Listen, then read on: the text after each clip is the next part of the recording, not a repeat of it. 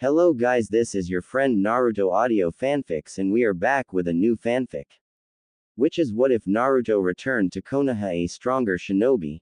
Naruto times Sakura times Ino times Harem, Part 1. And if you enjoy this fanfic then please press the like button and subscribe to my channel for more fanfic like this. And now let's start the fanfic. It's kind of strange, you know. Naruto said, leaning a whisker-marked cheek on the palm of his left hand. It's like everything's different, but so much is still the same. Shikamaru's still so lazy and indifferent, Hinata's just as shy as she used to be, even Kiba's the same. It's like Sakura and me are the only ones who changed. Jiraiya looked up from his bowl of Ichiraku's miso ramen and looked sideways at the blonde. I know, kid. I feel the same way every time I come back to Konoha. Strange, but familiar. I suppose that's what it feels like to come back home.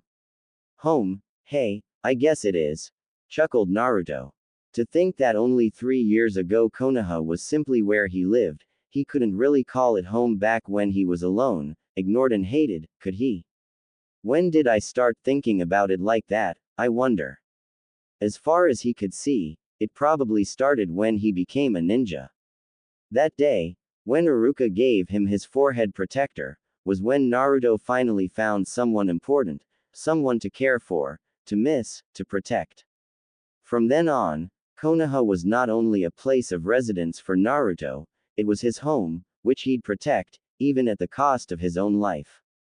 Smiling at the pleasant revelation, Naruto finished the rest of his ramen, and left the stand with the older man. Hey, Naruto, said the white-haired Sannin, as they walked through the streets at nighttime, are you okay staying here?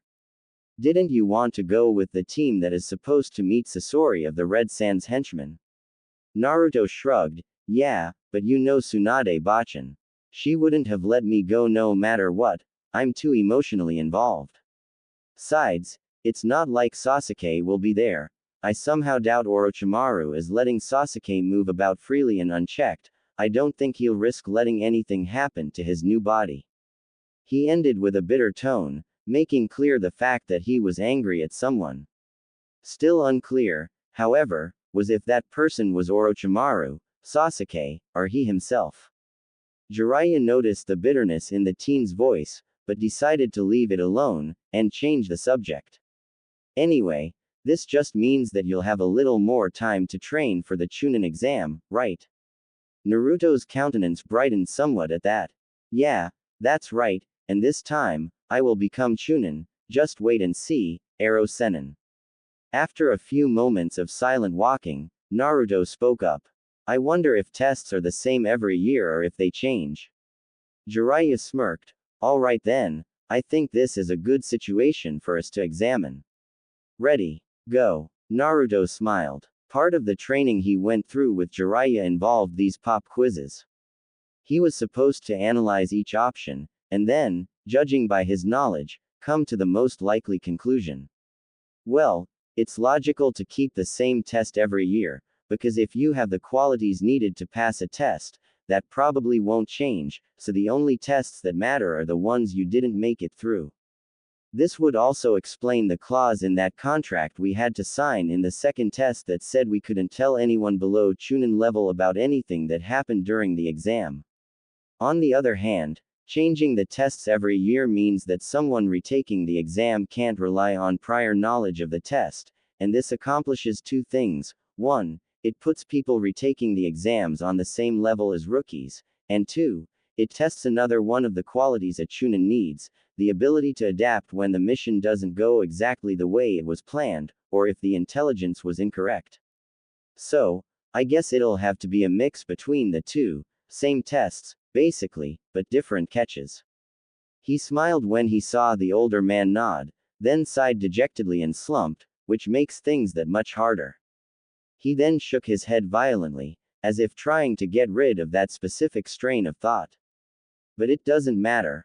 I'm still going to become Chunin, no matter how hard the test is. Jiraiya mentally chuckled, seeing the boy switching between emotions so quickly. He was truly impressed by Naruto's quick, intelligent response. Naruto had definitely changed. Gone was the short, stupid, annoying brat who was always seeking attention, and in his stead was a true ninja, with all the qualities and skills necessary to become Chunin, Junin, and probably even Hokage, if he worked at it hard enough, which undoubtedly he would. Hell, even his height increased exponentially. He was only an inch or two shorter than Jiraiya right now, and he was still in his growing phase. Therefore, one question burned in Jiraiya's brain: Naruto, why don't you show the people here that you've changed? Naruto turned around to face Jiraiya as they arrived at a terrace of sorts, overlooking Konoha. The place was deserted. Huh, what do you mean, Ero Sennin? Jiraiya sighed. I know that you've changed since we left Konoha, Naruto, there's no reason or use in denying it. But you still act like the old Naruto whenever you're with anyone else. Kakashi told me that he actually explained to you how to fight people who use long-range attacks. Tsunade told me that you were acting like a brat when she was giving you your mission, and I heard that you acted like an idiot when you were on your date with that Sakura girl. I know I taught you better than that, Naruto, and I just can't figure out why you're pretending to be the same as you were 3 years ago. The blonde let those words hang in the air for a minute, before he spoke. I'm just scared, I guess, that they won't like the new me. It's easier to be the same idiot brat that I used to be, rather than actually show them who I am now. A few seconds later he sensed a blow coming towards his head, so he swerved out of its way and opened up some distance between him and Jiraiya. What the hell was that for? Don't you get it, Naruto? Jiraiya all but yelled. The Naruto you used to be couldn't become Chunin, much less Hokage. If you want people to acknowledge your abilities, you can't stay like that. He walked up to the younger ninja and placed his hand on his shoulder. You have what it takes to become Hokage one day, Naruto, but not like this. I know you, and I know that the real you, the new you, is loads better than the you're pretending to be. Don't be afraid of them, kid, and show them just how incredible you are. Naruto grunted. You make it sound so easy. Because it is, Baka, said Jiraiya. Just let the real Naruto out, and everything will be okay. Naruto nodded and said goodbye to the older man. After that, he went to the motel he was staying at since his old apartment got rented out to someone else. I'm gonna have to talk to Tsunade Bachan about getting me somewhere to live. He quickly fell asleep following that thought. Sakura woke up from the sound of soft tapping on her window. She got up from her bed and walked over groggily to check it out. When she opened the window, she found a note taped to the windowsill, which read, Hey, Sakura-chan, I'm sorry if I woke you up. Come meet me back at our old team's training ground, today at 2 o'clock. Bring some food with you, if you don't mind. Looking forward to it, Uzumaki Naruto. Sakura couldn't help but laugh. Well, at least he wasn't noisy. She looked at her alarm clock. 9 o'clock, more than enough time. She took a quick shower, got dressed, and then went downstairs. On the table was a note from her parents, saying that they were off for their 15th anniversary, and that they would be gone for 2 weeks. Oh, geez, I totally forgot about that. As much as she hated admitting it, she would miss them and their constant nagging. These 2 weeks are going to be lonely. After eating breakfast, Sakura decided to go visit Ino at the flower shop. As she walked through Konoha, her thoughts wandered to Naruto. 2.5 years had gone by, and he didn't really seem to change. He still appeared to be the same old Baka. True, he was taller now, and stronger, and cute. What? Where did that one come from? But he was cute, as much as she would have liked to deny it. If nothing else, time was at least kind to his body. Sakura shook her head violently. No. Naruto and I are just friends. I can't think about him like that. That determination held for all of 10 seconds, before she remembered the smile he had smiled when they met again that day, when he returned. She sighed. It's a good thing I'm going to Ino. I'm really going to need some advice. Gotta tell you, Sakura-chan, I can't blame you. That Naruto is one hot piece of his. Ino quickly ducked under the pillow thrown at her head, letting the fluffy pink down-filled sack collide silently with the wall behind her. Ino, Sakura could feel the blood rushing to her cheeks. Why do you always have to be so honest? The blonde gave a knowing smile.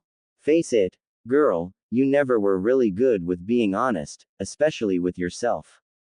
That's half the reason you never had a boyfriend. Ino didn't have to say the other half of the reason out loud, they both knew it. Sakura just never really got over Sasuke's rejecting her and leaving. She still remembered Naruto's bandaged form as he lay in the hospital. The sight struck a chord deep inside her when she realized that the condition of his body was the same as her heart's, bruised and battered, and all because of Sasuke. But Naruto's body healed already, so why did her heart refuse to do the same? Hey, Sakura, Ino spoke to her friend, as she recognized the sullen composure. Only one person ever made her space out this long, and with that specific countenance. Girl, I've been telling you this for months. You have to let it go. Sakura raised her head and sighed. She knew her friend was right. You know I'm trying. I just can't seem to do anything about it. I've tried forgiving him, I've tried forgetting him, I even tried hating him, but nothing works, the fear's still there. For a minute, the room was silent, but then Ino got an idea. You should talk to Naruto. What? Listen, Naruto was just as close to Sasuke as you were, and his leaving probably hurt him just as bad. If anyone can help you with this, it would be him. The two girls sat there, once again silent. After a while, they started talking about less serious stuff, going through the usual gossiping rounds. When the clock struck 12, Sakura left, having to make lunch for herself and Naruto. 1410, thought Naruto nervously. What's taking her so long? Moments later, he saw a hint of pink in the surrounding greenery, followed by Sakura landing lightly in front of him, picnic basket in hand. Hi, Sakura-chan. Hi, Naruto, she said, setting down the basket. Sorry I'm late. It's okay, he smiled, just don't make a habit of it. One Kakashi is enough. Sakura chuckled, before falling into silence. She wasn't sure how to ask him, but Ino made it clear that she needed to. Do you mind if we sit down? Naruto shrugged and sat down on the grass. Something seemed to be on Sakura's mind, and he felt he should let her talk first. What's on your mind? Sakura sat in front of him and took a deep breath, before beginning to talk. Naruto, I need to ask you something. How did you get over the hurt from Sasuke's leaving? The mention of the bastard stung a little, but Naruto maintained his composure. Why do you want to know? Because I haven't been able to do it yet. She nearly blurted that out. Why was it so difficult and embarrassing to talk to Naruto about this? It shouldn't be. Naruto lay down on the ground, closing his eyes before he spoke. I guess I have to thank Ero Sennin for that one. He taught me that obsessing over Sasuke won't help me, and will only take me out of balance. He told me that Sasuke was the exception, not the rule, and that I can't let that one bad experience prevent me from making any more friends. He smiled sadly. Still, it was hard, you know. Even though I knew that, it was hard to make new friends. Trying to leave that big a part of my past behind me, and then Ero Sennin told me something that I'll always hold in my heart. The people from your past, he said, will always be a part of who you are now. Trying to forget them is useless. There is no reason or sense in letting their memories go. Remember him, Naruto. He's part of who you are now, so don't forget him. Another long pause took place before he continued. After that I suppose I managed to come to grips with the whole thing, and the hurt just went away with time. They sat there in silence for a few minutes, letting it all sink in. Finally, Sakura spoke up again, voicing a question she has been dying to ask for quite a while. Naruto. She waited for him to nod at her before continuing. What is it like? Huh? He grunted. What do you mean? Being a djinn, she caught herself quickly. He hates that word. I mean, having a demon inside of you. What is it like? Naruto sighed, laying his body down on the ground. Wasn't easy. I tell ya. I never knew I had the Kyuubi in me until I was 12. I always had him in me, ever since a few days after I was born, but I didn't find out about it before I graduated from the academy. At least then I knew what the reason everyone always hated me and ignored me was. Sakura didn't know what to say to that, so she chose to say nothing, and let him continue. I never really knew what it meant to have Kyuubi in me, either, before the battle on the bridge all those years ago. You remember, right, when we fought Haku and Zabuza? He then proceeded to tell her about that first time he was taken over by the Kyuubi, and of all of the times he used the demon's chakra. He told her of the treatment he'd received from most everyone in the village, avoiding, pretty obviously, Sakura thought, any talk of how she treated him. The story was sad, shocking, and amazing all at once.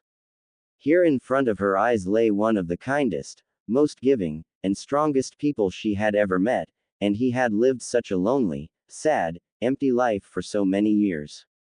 How could he? How could you not hate us, Naruto? How can he not hate me? I've been just as bad as the others for so long. Why doesn't he hate us? Naruto simply shrugged, closing his eyes. I dunno, I just don't. Sakura frowned slightly, before smiling. It was still Naruto, after all. You could do almost anything to him and he'll eventually forgive you. But hurt any of his friends and he'll turn into a demon even more fearsome than the Kyuubi. She simply sat there, gazing upon him, amazed. Amazed that her friend could have ever become the person he was. Without any guidance, most people in his situation would probably have become violent hermit sociopaths. Instead, Naruto was, well, he was Naruto. She lay on the grass herself, her head barely 2 inches from his.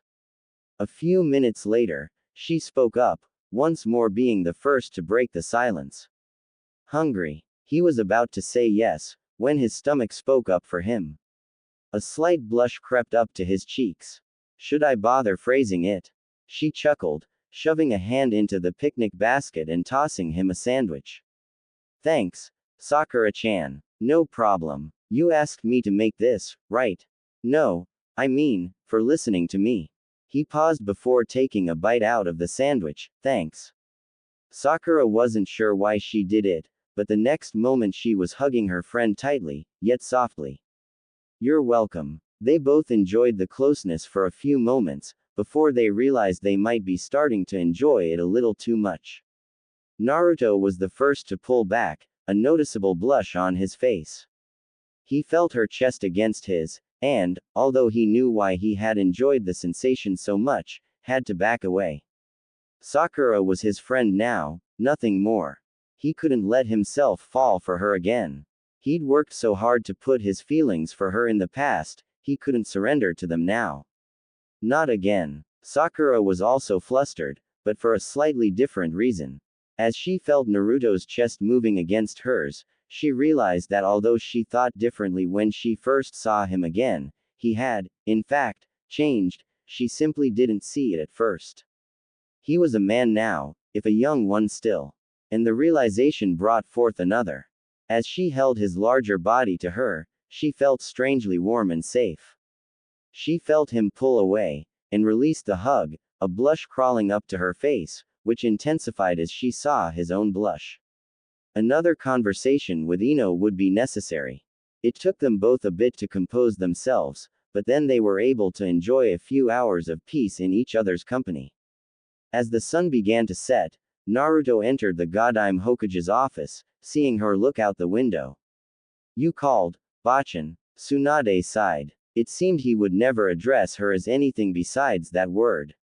Oh, well, Naruto will be Naruto. It was part of his charm. Yes, Naruto-kun, I did. There was a very important issue I need to discuss with you. She gestured to the chair on his side of the large oak desk, as she took a seat in her own chair. Knowing better than to refuse a request from the woman, he sat in the chair she offered him. What is it, then?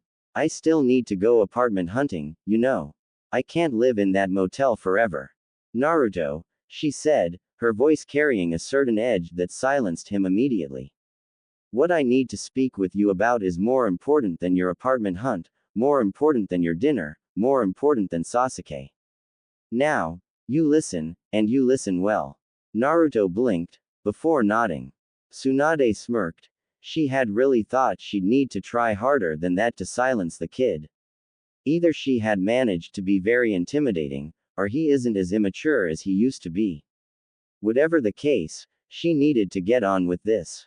Well, you know that you are the last remaining Uzumaki, right, Naruto? She didn't wait for the nod. Well, now that you're back, there are some family assets that are supposed to come into your possession now. Actually, they were supposed to come into your possession last year, when you turned 16, but since you weren't here to receive them back then, we will have to do this now. Family assets. Naruto never imagined his family had left him anything, much less something that could qualify as assets. Yes. She nodded. You see, the Uzumaki, although a small clan, when compared against the Hyuga for example, were of the most powerful in the Fire Country. And, not unlike several of those clans, they too had a bloodline limit, a dujutsu called the Aohigan, the Blue Flame Eye. Oh my god, I have a bloodline limit. Half of him was expecting Tsunade to wink at him and say, nope, just kidding. The other half was doing cartwheels in his mind. Indeed, Naruto-kun, you do have, or rather, will have a bloodline limit. There is one small complication, we don't know what the Aohigan does, or what causes it to manifest. I can only assume that it is supposed to happen when you are reaching the final stages of puberty, since the information about it could only be unsealed and brought here now that you are almost 17. What do you mean, unsealed? And what information? Tsunade reached below the table, pulling out a wooden box, 2 feet in length, and 1.5 feet in width and height, a large leather-bound book, about 1 foot in height, a few inches smaller in width, and 3 or 4 inches in thickness, and a set of half a dozen keys. This, Naruto-kun, is the first part of your inheritance. The note that came with this said that this key, she held up the smallest key, opens the box. There seems to be a powerful seal placed on the lock, though, since anyone who tried to open the box using the key received a strong electric shock the moment they put it in. I do not know what the other keys open, save one, but I am quite confident that the information you seek will be inside the box. Naruto sat there in silence for a bit, before speaking up. Tsunade-sama, this is a whole lot of information to get in 30 seconds. Could we go back a bit? Can you tell me about who left me these? Who was the last Uzumaki? She looked at him sadly, only barely acknowledging that he hadn't called her Bachan. I am not at liberty to divulge this information to you, Naruto. What do you mean? Why can't you tell me? He rose from his seat. It's the only thing I want to know, Tsunade. I just want to know where I came from. He half shouted, haven't I earned the right to know by now? He banged his fists on the desk. What more do you want from me? His eyes shone with unshed tears. I'll do it, whatever you want, I'll do it, I swear. He hardly noticed the woman rising from her seat and leaping towards him, before he was caught in a tight, warm embrace. So, please, just tell me, he wept freely now, not fully understanding why he had burst out like he did, or why he was crying. He never cared about his past before, right? So what was different now? As his eyes settled on the 3 objects that sat on the wooden desk, he realized the answer to that question. The difference was that now he had proof that he had a past, that he had had a family. He now had indisputable proof that there were Uzumaki before him, and that he wasn't the only one to bear that name. That had made all the difference in the world. As the young man's sobs finally ceased, Tsunade pulled him away from herself, and raised his face to meet her eyes. Believe me, Naruto-kun, I would like nothing more than to tell you all that I know about your clan, but I am forbidden. All of the information about the Uzumaki was sealed by order of the Sandaime after the Yondaime sealed the Kyuubi inside you.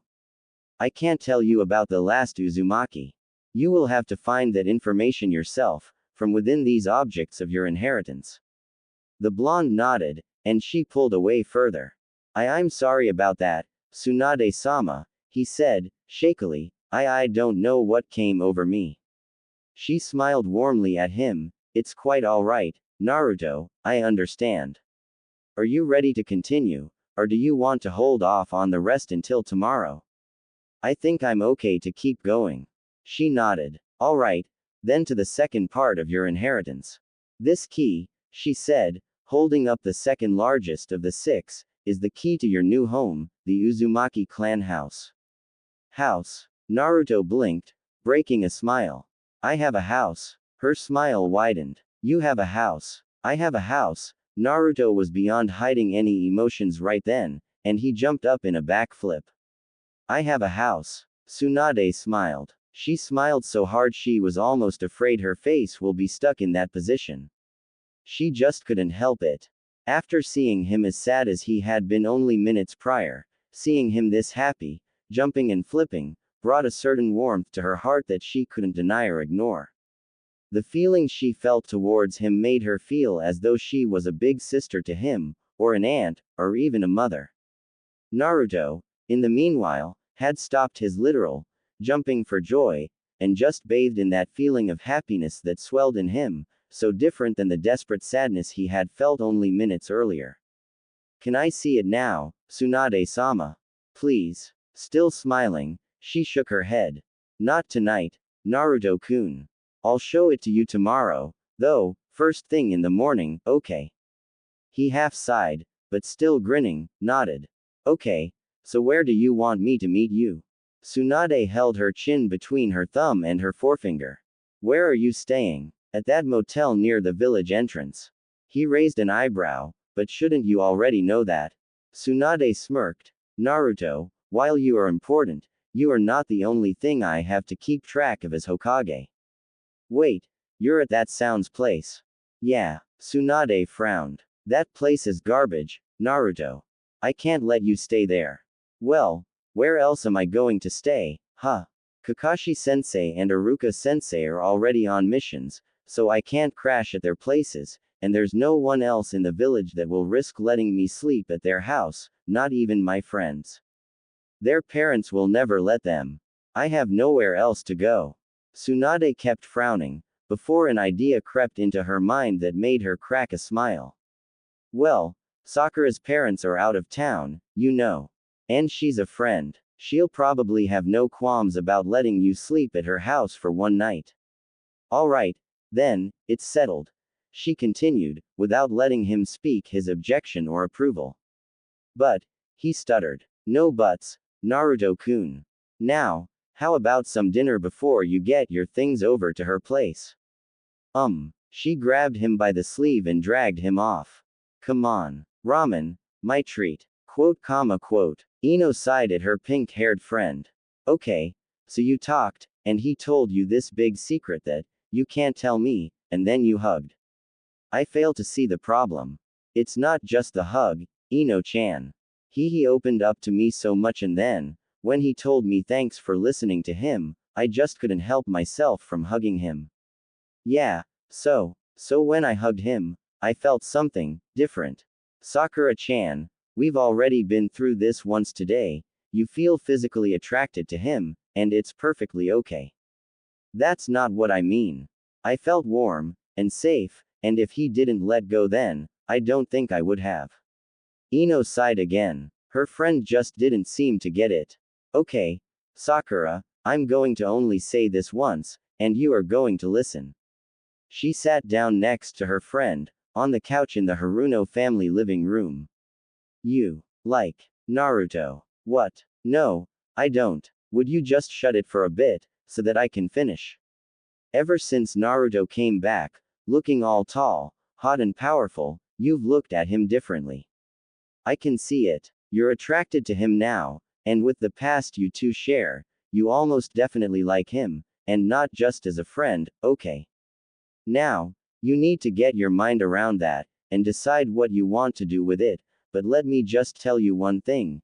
You made a big mistake with Naruto back then, honey. You know he always liked you, even when you were mean to him and ignored him. Well, you were just as bad. Yes, But he didn't like me, now shush. He always liked you, and you were the one to always push him away. You were his Sasuke, Sakura, and somewhere along the way, he just gave up on you, like you never did with Sasuke. One day he just up and decided that nothing he'd ever do will get you off of Sasuke and over to him, so he decided to stop trying.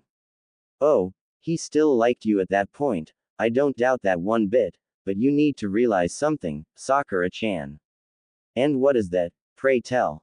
Ino kissed Sakura's forehead before getting up from the couch and heading towards the door. When you came to him that day and asked him to bring Sasuke back, you gave him two things. The first was an objective. A way to make you happy. The only thing you want the person you like to be is happy, and you gave him a way to make that happen. Okay, she replied, with slight trepidation, and what is the second thing? A broken heart. She walked over to the door, then opened it, allowing the light of the dusk to enter the room. Oh, and just as a test, if you still don't believe me that you do, in fact, like the guy, try this. Think of a life without Naruto, think of a life with him only as a friend, and think of a life with him as your boyfriend. You'll figure out the answer. She smiled, winked, and then left, closing the door behind her. Sakura just sat there for a few minutes, letting it all sink in. I broke his heart, didn't I? And yet, he still smiled at her, still was her friend, still refused to hate her. Naruto really was an amazing person. But did she like him? Well, as a friend, of course she liked him. But that wasn't the topic. There was no discussion over whether she liked him as a friend or not. The question was if she liked him as more than a friend. Before he came back, Sakura could say with utmost confidence that she and Naruto were just friends, simple as that. But she couldn't say it so confidently anymore, and Ino, at least, thought that the reason was that she didn't like him as just a friend anymore. Still, she didn't want to jump into any conclusions, especially not ones that Ino had come to. Deciding, for once, to follow her friend's advice, she got off the couch and sat on the floor, crossing her legs. She closed her eyes and tried to envision a life without Naruto. Sasuke would still reject her, she knew now, and without Naruto there to act all goofy and behave like an, there wouldn't be much joy there for her.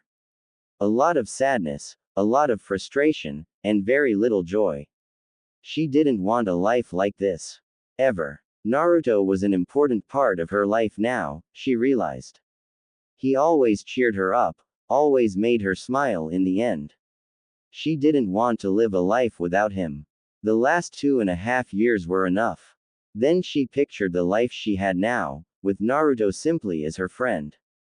It wasn't very hard to do, though, since she was living that life every day now. This life was pretty good, all things considered, but there was still something missing. Some part of her felt empty, and yearning to be filled. But she didn't know what to do to make it better, so instead she made herself busy by shopping and going on small, low-class missions, whenever she couldn't find anyone to hang out with or didn't have any important tasks to do. Her life was busy, but it definitely wasn't full. And Naruto had somehow filled that void a bit. This was a life that she could definitely settle for. After all, what's a little disappointment when you have friends that cheer you up whenever you feel gloomy? Finally, she took a deep breath and attempted to imagine what her life could be if Naruto was her boyfriend. This was a fair bit harder to do than the other two situations, because she had never had a boyfriend before, and only ever imagined Sasuke in that position. Still, she had to try. Once again she took a deep breath and tried to picture going out on a date with Naruto. But what would we do? Naruto would probably want to go and eat ramen, but from that point, she wasn't sure. She strained her mind trying to come up with a scenario that had any likelihood of occurring, but came up blank. What would Naruto want to do on a date? Sakura came to the stunned realization that she didn't know what Naruto liked, apart from ramen, or disliked, except for bad people. She was going nowhere, and she hated when that happened. Okay, forget dates for now. What else would we do? Well, they would talk, and he would make her laugh by acting like an idiot. But they already had that. And if she ever got in danger that she couldn't take on by herself, what then? Well, he would protect her, of course. But they already had that too. So what would we have then that we don't have now?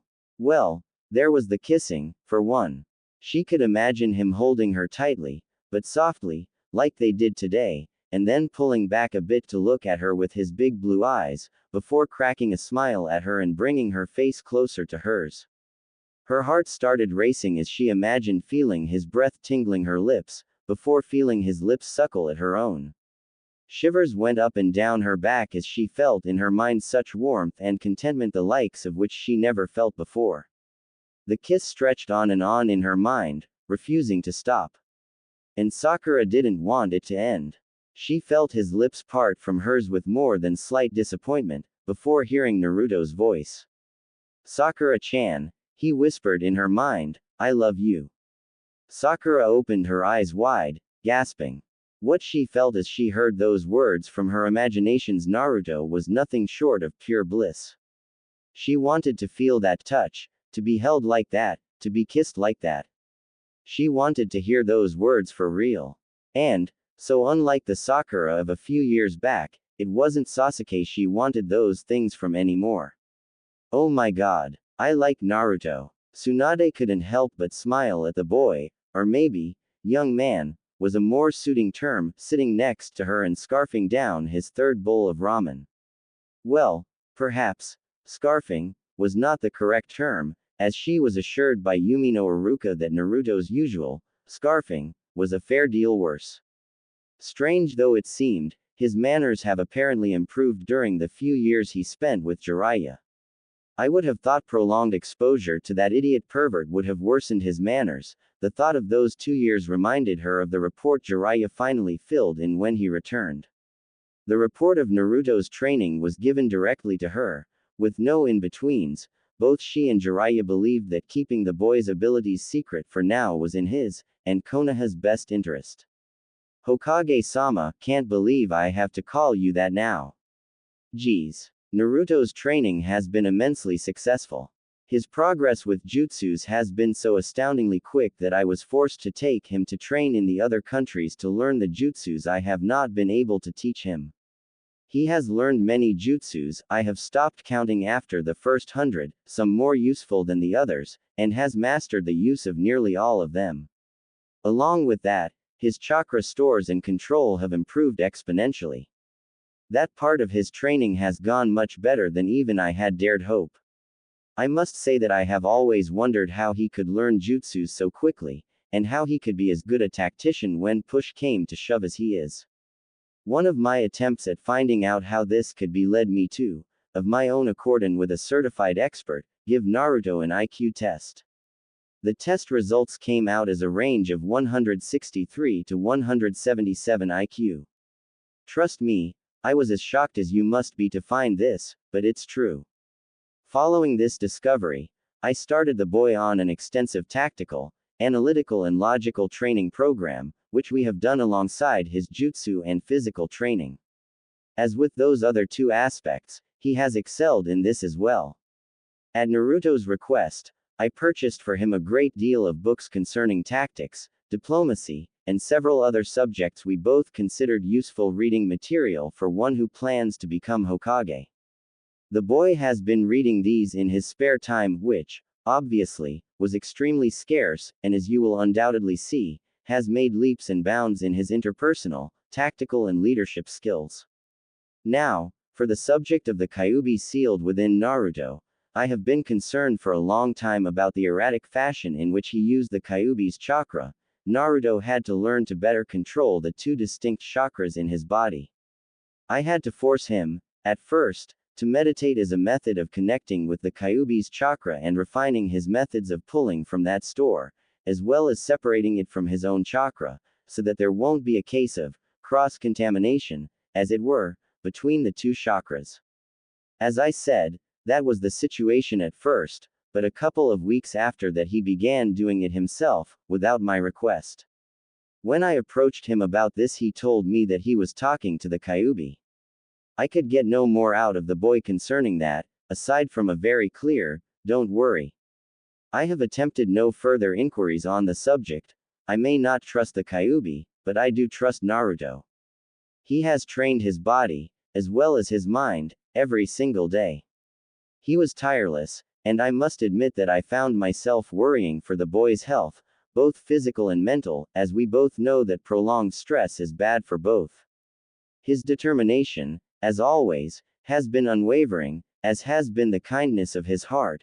He has, more than once, assisted people with no money to pay for our services, out of simple generosity and love for his fellow man.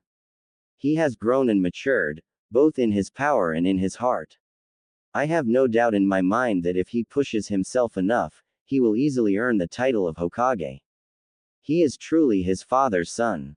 And, looking at Naruto's smile, hearing his voice and his laughter, seeing his beautiful blue eyes and his flashy blonde hair, she couldn't help but to agree with Jiraiya's words. He truly is his father's son. Arashi-kun, I hope you can see him. Your son will be the bright light of Konoha, just like you always wanted him to be. I like Naruto. Sakura repeated to herself, feeling the words ease a tension she hadn't realized was present in her. She was feeling a sort of elation she had never felt before, as if a heavy weight that rested on her shoulder had been lifted. I can't believe I never saw it before, she thought, because now, looking back with no bias to corrupt her view, she realized she had held feelings for the blonde-haired ninja for years now. She simply hadn't recognized them at the time because she had fallen so strongly for Sasuke. Sasuke, she still had feelings for him, she knew. Otherwise the pain wouldn't have remained for so long. But the pain she felt because of him now seemed to be almost overshadowed by the might of her feelings for Naruto. In any other circumstance, Sakura would have looked at a person acting and thinking like she was now as a child, simply overreacting to a crush. But this was no crush. This could be no crush. Kakashi was a crush, at one time, as was Iruka. She could recognize a crush by now. Naruto was not a crush. She was well on her way to truly fall in love with him, it seemed. And she couldn't help but feel that she didn't deserve him. I broke his heart. When she asked him to bring Sasuke back for her, though she hadn't truly realized it at the time, Sakura had broken Naruto's heart. And he still went, still made the effort, and almost gave his life, along with his shattered heart, away, just so that she could be happy with Sasuke. Naruto has given her so much, and she only took, looking away from him to Sasuke, the boy she also loved for years, and who betrayed them all. She felt so selfish for allowing Naruto to be hurt for her sake, breaking his heart and trying to save a person who didn't want to be saved, and who probably was beyond any rescue at this point. It was at that moment that Sakura made a decision. From this day onward, and until he tells me to stop, she said aloud, as though voicing the oath would make it more real to her, I, Haruno Sakura, will do whatever I can to keep Naruto happy. I will stay by his side for as long as he lets me. I will give everything for him, and ask nothing in return. From this day onward, I, Haruno Sakura, will make myself worthy of the love he feels for me, felt for me. It was her only hope at that moment that the heart she broke could still be mended, and that there would still be a place in it for her when it did. Tsunade Bachan. Naruto spoke as they left the Ichiraku. His eyes were set on the box in his hands, upon which a heavy book was set. Tsunade's smile changed into a smirk. He was calling her by his pet name again, so he must not be as emotionally frazzled as before. Yes, Naruto-kun. Look, I know you said that you can't tell me about who was the last Uzumaki before me, but could you maybe tell me about something else concerning my clan? Tsunade quirked an eyebrow slightly at the tactfulness of his speech. Unlike what she had thought when she first met him anew, he hasn't grown up to be another Jiraiya. Perhaps, but I will need to hear the questions first, she said with a smirk. Naruto chuckled, and nodded. Well, I was wondering, before I start to delve into the history of my clan, could you tell me, he seemed to consider his words as he spoke them, were the Uzumaki good people? Why do you ask? Naruto. Well, he began, uncertain, well, you say that the Uzumaki had a bloodline limit called the Aohigan, the blue flame eye, a dujutsu. He barely noticed her nod, so absorbed was he in his thoughts, and I've only ever met people from two dujutsu clans, the Uchiha and the Hyuga, and I don't think I like those people. Well, maybe except for Hinata and Neji, but the others always seemed so stuck up and prideful and self-important, and the Uchiha, well, I've only ever met Sasuke and Itachi, but they both ended up going evil. Naruto sighed. So, if all I'm going to find out is that the Uzumaki were stuck up, power-hungry, selfish assholes, I need you to tell me, because. Don't worry, Naruto-kun, Tsunade said softly, interrupting him, the Uzumaki were none of those things. They were noble and powerful, yes, and they possessed a Dujutsu bloodline limit powerful enough to match and possibly even surpass the all-seeing Byakugan or the all-knowing Sharingan, but they were also kind and giving, and, well, good. So don't worry, Naruto, you won't find shame in the history of your clan. Well, perhaps a bit here and there, but no clan has always been empty of bad people, no matter what they claim. The Kyuubi bearer sighed with relief, a smile gracing his lips and his eyes as he looked at her, a wordless, thank you, spoken through them. Sakura smiled wryly at her words. Looks like Naruto isn't the only one making oaths anymore. An oath she doesn't even know if she can keep. Could she really make him happy now? Was she in the position to bring him joy, or would every attempt she'd make only cause him more sorrow? Because he gave up on me, right? Ino was probably right about that too, damn her. 2.5 years is a long time, and he most likely found another girl during that time. And even if he didn't, he had given up on being with her, and probably resolved himself to a one-sided love with her. And he's so stubborn that anything she'd do for him would probably be spun around as something he was misreading. He'll think that she was just being nice to him, and that he shouldn't read into it, which would only make him more depressed. Sakura sighed dejectedly, rising from her sitting position on the floor to collapse backwards onto the sofa. So what in the seven hells can I do? She couldn't tell him outright that she has feelings for him, because even though she knew she did, it was just too soon to put it out there. And she didn't even know if he loved her anymore. If he found another girl during those years, then he probably stopped loving her, and focused on the other girl. So what is she going to do?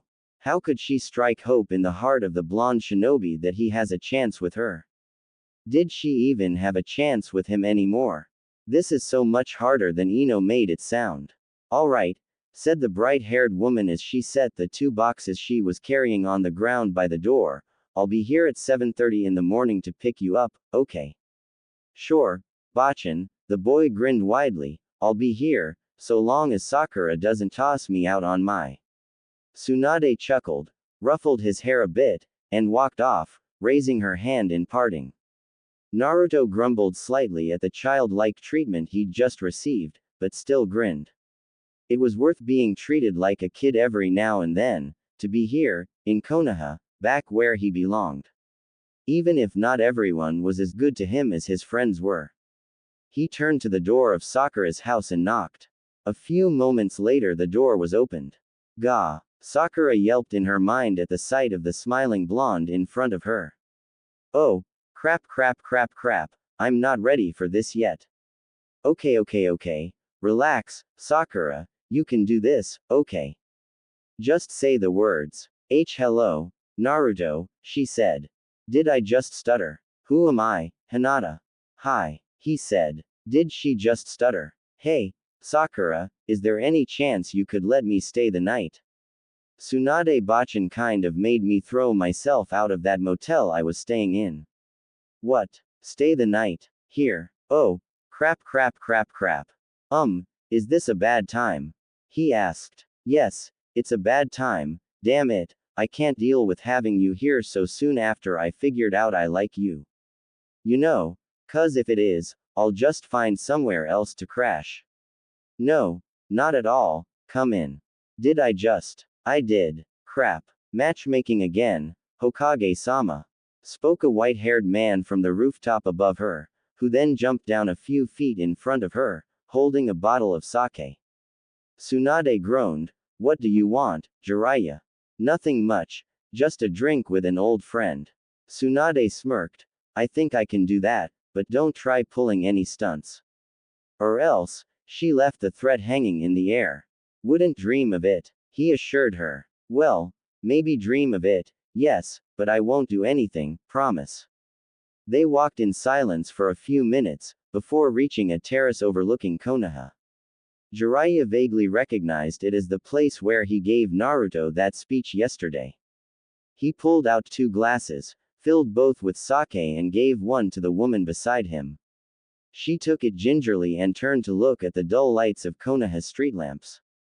Is he strong enough? She asked. He leaned his back on the rail surrounding the terrace, next to the Godime, and sighed. I'm not sure, Tsunade. Has he improved? Very much so. Is he prepared to face the dangers he'll have to face?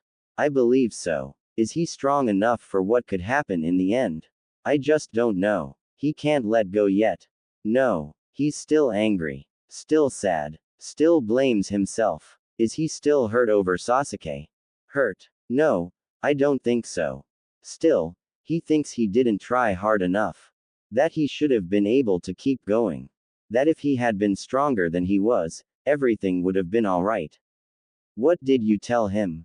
He laughed bitterly. What could I tell him, Tsunade? Nothing I'd say would change how he felt, or how he feels. I know that better than anyone. Tsunade gulped down the last of her cup and refilled it. Orochimaru, huh? Jiraiya nodded. Orochimaru. It took me a very long time to stop thinking I could have done anything about him. I kept thinking that if I was stronger, if I tried harder, if I had been a better friend, he wouldn't have fallen to darkness.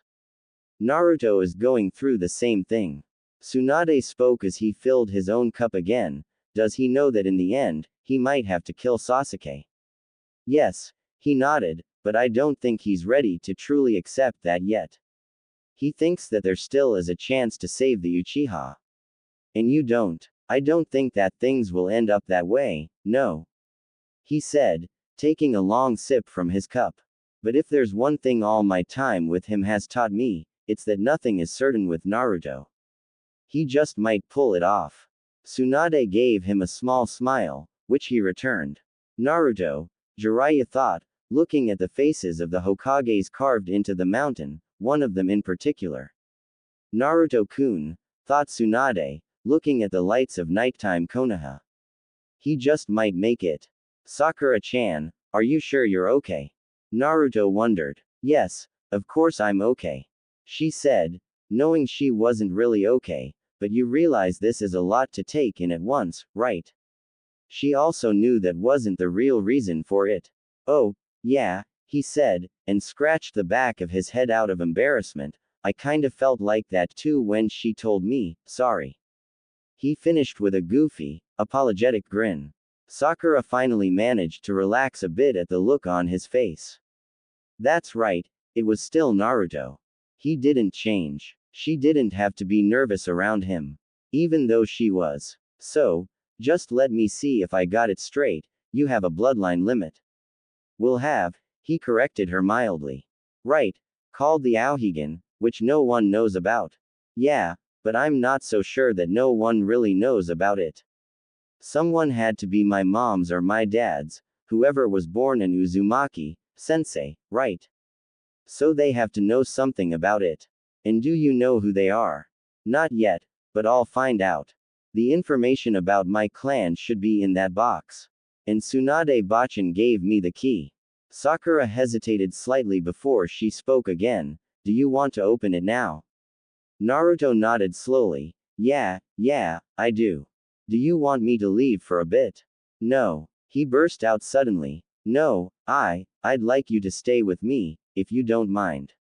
Sakura felt a mild heat rise to her face at his words, though she wasn't entirely sure why. Okay, I'll stay, then. He rose from his seat and walked to the door, where he left his stuff. He brought back the box and the keys, and set them down in the center of the living room. He sat down in front of the box, and grabbed the smallest key of the 6. When he didn't move for over 15 seconds, Sakura called out to him, "Naruto."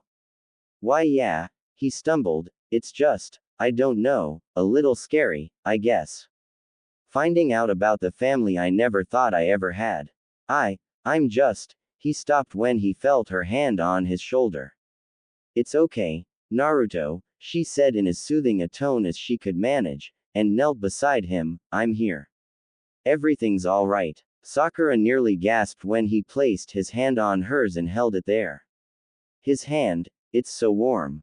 Damn it, Naruto muttered in his mind. He knew it wouldn't last. He knew it wasn't truly real. He knew it would just end up hurting him in the end. He knew, but he didn't stop it. He let himself fall to that illusion. Again, like he did all those years ago. He needed her right now. And so he let himself, ever so slightly, fall for her again. "Thanks, Sakura-chan." She saw him ever so slowly start to move the key to the keyhole. She saw him trying to place it in the hole, but his hand was shaking, and he couldn't manage it. She gave his shoulder a reassuring squeeze, and felt him squeeze her hand in return. He placed the key in the keyhole and turned it. A click sounded, and Naruto pushed up the lid. Inside was a black velvet-covered case, set atop 2 sliding doors. More things must be under those doors, he knew, but right now he felt that the case was more important. He opened it to reveal a sphere. Wow, Sakura thought, as she looked into the small ball. It was a bright blue, so beautiful that it almost blinded her, and it shined, looking as if it had an aura around it. She looked deep into the sphere, and saw a white, multi-pronged starburst flash within it. An odd sensation washed over her, and she blinked several times at the sudden change in her surroundings. Naruto had been mesmerized by the ball, himself, and also had to blink at the new place he found himself in all of a sudden. He was no longer sitting by the box, but at the edge of a pond. Looking past the water, he could see it must be autumn, as every so often, leaves would fall from the many trees on that side of the pond. "Sakura-chan, are you seeing this too?" Sakura gulped. Yeah, she stood up with him, only barely registering the fact that he was still holding her hand. The place was beautiful, but strange. For some reason, everything was tinged ever so slightly with blue. Hand in hand, they turned around until the pond was to their left. It was then that their eyes fell upon a man just a few feet away from them, leaning towards the water. The man straightened up and turned to face them. His hair was spiky and blonde, the front falling slightly over his Konoha Hitai, his eyes were a bright blue, and his lips were curled in a wide, laughing smile. He wore a long white coat over his blue pants and shirt, and over the shirt itself was a chunin vest, open in the front. Sakura recognized him from the history classes in the academy. The Yondaime. Sakura wondered, what was the Yondaime doing here? And if it was the Yondaime, where was here? She was about to speak up and ask, but the man spoke first. "Naruto," he said, his smile widening so much that his eyes nearly closed, "my son." "Right, Tsunade, I think that's enough sake for you," Jiraiya said, picking the woman up bodily onto his shoulders and hopping away in the direction of the Hokage's tower. "Stop being such a spoilsport, Jiraiya," Tsunade complained, "I can keep going." The white-haired Sannin sighed, "I know you can. That's why I'm taking you back." A small hiccup was followed by a slurred, "Party pooper." She giggled girlishly, causing Jiraiya to sigh again. When they finally made it to the tower, Jiraiya put her down on her bed. "Right, Tsunade, have a good night's sleep." He turned to walk away, but was pulled around. Suddenly he felt warm, luscious lips pressed against his own. When she pulled back from him, he asked, "What was that for?" "For being there after Nawaki and Dan died," she said, "and for sticking around after you came back." She let go of his arm and fell backwards onto her bed. "I missed you." Jiraiya stood there stunned for a few seconds, before smiling softly, "I missed you too, Tsunade." He looked at her face, seeing that she had already fallen asleep, and chuckled. As he stood on the ledge of the open window, ready to jump off, he gave her one more look and sighed softly, "Good night, Tsunade-chan." Son. That's my dad. Naruto couldn't understand it. How could the Yondaime, as there was no mistaking his appearance, be his father? More importantly, how could he be there, looking so alive, when Naruto knew for certain that the process of sealing the Kyuubi within him had taken the Yondaime's life? Who are you? He called out. And how do you know my name? The man's smile seemed to weaken slightly, as though he was saddened that the boy didn't recognize him. I am Uzumaki Arashi, the Yondaime Hokage, and I know your name, Naruto, because I am your father. Sakura felt Naruto's hand loosen its grip on hers, and squeezed it, feeling his grip tighten back slightly. How can you be the Yondaime? She asked. The Yondaime's dead, isn't he? The man sighed lightly, and began to walk away from them. As he walked, he called back cheerily, "Well, come on, you two, I'll explain it over a meal." When the pair caught up with him, he turned to face them, grinning, "How do you feel about ramen?" Naruto, whose uncertainty had dominated his appearance only seconds ago, perked up instantly. "Ramen's my favorite," he said, grinning as well. "Hey, mine too." As she saw the two side by side, Sakura could spot all of the likenesses between them, and they were so plentiful, so painfully obvious now, that she could only wonder why no one ever commented on it before. So the Yondaime is my father, huh? Naruto thought as they walked. I never imagined it could be him. Not someone as famous and powerful as him.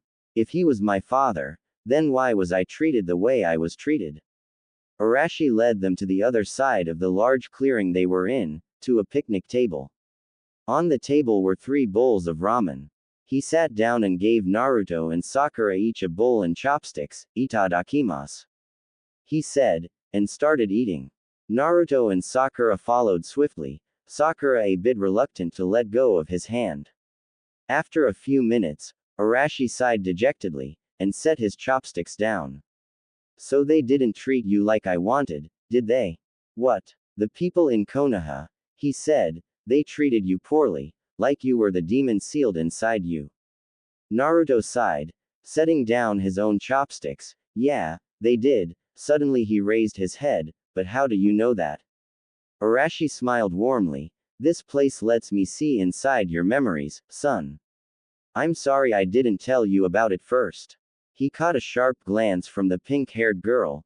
"Don't worry, Sakura-san, I can't see yours. Only Naruto's." "Okay.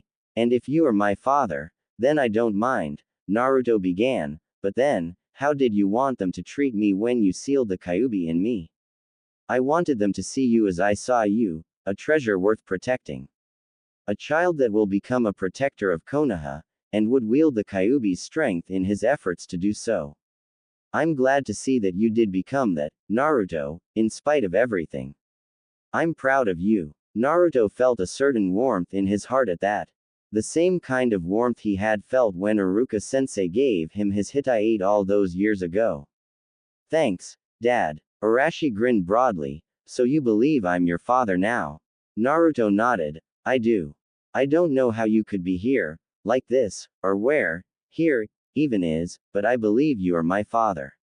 Sakura smiled. Naruto looked so happy right then, with his father. She almost felt like she was intruding on something private. "So, Yondaime-sama, what is this place, and how could you be here?" "Please, Sakura-san, call me Arashi," he said, "and as for this place, I suppose you can call it a sort of pocket world. My soul is connected to the blue sphere you found in that box. That is how I can be here, with you, in the world inside the sphere." "Inside the sphere?" Sakura asked. Arashi nodded. "Indeed. This place we are in isn't part of the real world, but a manufactured one. You aren't here physically, and neither am I. Our souls are here, instead." Naruto nodded. "Well, it doesn't really matter, does it? I mean, we're all here, and I finally get to meet my family, right?" Arashi's smile wavered slightly. Well, Naruto, not really. You can't stay here for much longer now, and I can't show you the rest of this place in the small amount of time we have left. Naruto stood up suddenly. What do you mean? Why can't we stay here longer? Arashi stood up as well. Naruto, son, listen to me, the sphere is losing its stability, and if you stay here much longer, this place will collapse entirely. If you leave now, it will start to regain its stability, and you will be able to come back here again, to see me again. Arashi pulled Naruto into a fierce hug, and with a tear-struck face spoke once more. Goodbye, son, tell Kakashi-kun and Jiraiya-sensei hello for me, okay? I'll see you soon. Naruto was letting down tears of his own, for the second time that night. Goodbye, Dad. I'll see you soon. And within 5 seconds, the clearing faded away, and they were in the living room of Sakura's house once more. Still crying, he put the blue ball back inside the velvet-covered case, and closed the box. Sakura-chan, he said, his voice cracking slightly, can you? He couldn't manage to get the words out, so he turned around and all but collapsed on her shoulder, weeping softly. Naruto, Sakura began, unsure of what she wanted to say. What could she say to someone who in a few short minutes had found and lost his father? What consolation could she offer him? So she just let him cry his sadness away, and led him to the sofa, where they both sat down, and he still cried. Damn it, Naruto thought once more. He had failed. He had lost control over his emotions again. And he was taking comfort in Sakura. Again. The hold he had managed to place on his feelings for her during the past years had been broken. He had fallen for her again.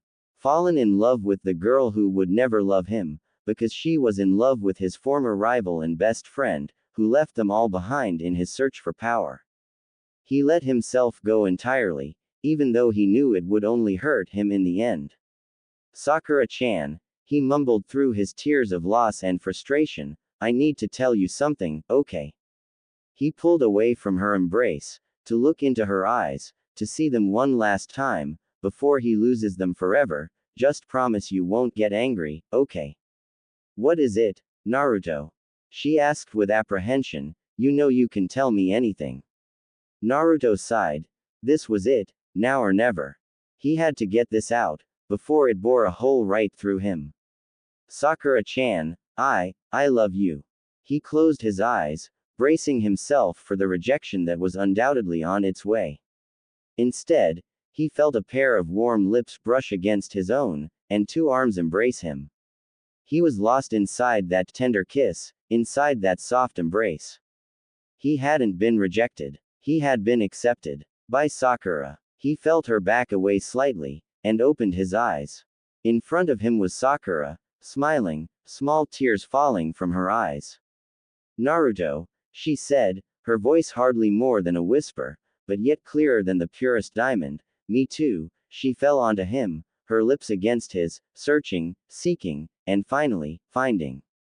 A wave of joy washed over her. I love you too. Naruto nearly jumped out of his skin when he woke up to the sunrise the following morning, the cause of his alarm being the warm pink-haired girl that was sleeping atop him. Sakura. As he saw her there, breathing slowly, a smile plastered on her face, one thought came to his mind. What in the holy heebie-jeebies is going on? The memories of yesterday came back to him like a freight train. Last night, he lost control. After the ordeal with his father in the sphere, he totally lost control. The dam that held his feelings for Sakura had been broken, and he was flooded again. And he told her he loves her.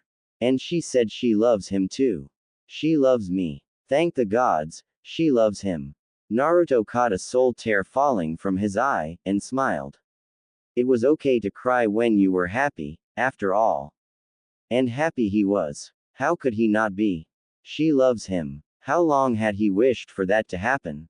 How long ago did he give up? And now it happened. It was real. It was true. She loves him. Oh, God, Tsunade groaned, my head. What did I do to deserve this? Memories of the previous night came back to her with all the gentleness of a herd of stampeding wildebeest, the talk on the terrace, the view of Konoha at night, the sake, oh god, the sake. Jiraiya. She remembered him bringing her back after she got drunk. She remembered him putting her on the bed. She remembered pulling the man back as he turned to exit the room. Her hand flitted to her lips. She remembered. Did I? I did. Crap. Sakura woke up to the smiling face of the man she loved.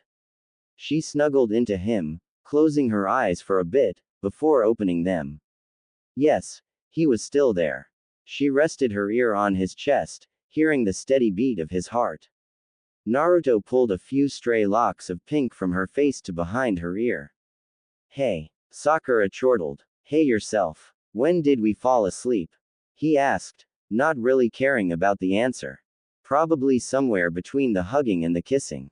She smirked. Which reminds me, she pulled herself up, straddling him, and leaned down to meet his lips with hers. Naruto ran his hand in her hair as they kissed, enjoying the softness. Good morning, she finally said when she pulled back. So you love me too, huh? She smiled. Yep. Just don't let it go to your head. Nope.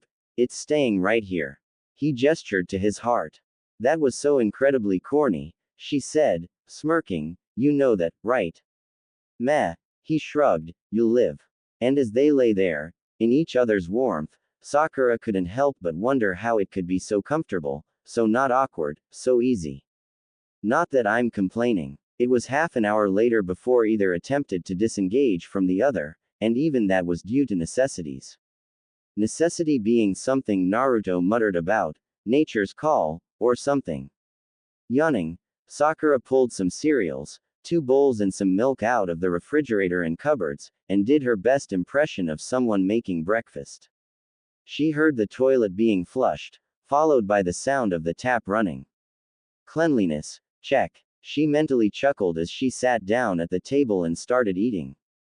Say, Sakura-chan, he said as he sat down in the chair opposite hers, pulling the unoccupied bowl to him, what do you want to tell people? She muttered, still a bit groggy, even with the pleasant awakening she had received. I mean, what do you want to tell Tsunade-bachan, or Ino, or Kakashi-sensei? He said, raising the spoon to his mouth and emptying its contents therein. Do you want to tell them that we're dating, or that we're still just friends, or that you don't know what we are? She pondered. How about, I tell them that you're my boyfriend? Really? This soon? He asked. Not that I'm complaining or anything, but I just figured you wouldn't want to rush it like that. Naruto, how long have you waited for me?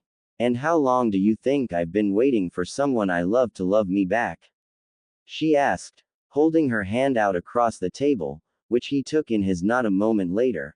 I don't want to wait anymore, Naruto. I don't want to keep holding off until the time is right, or something better comes along.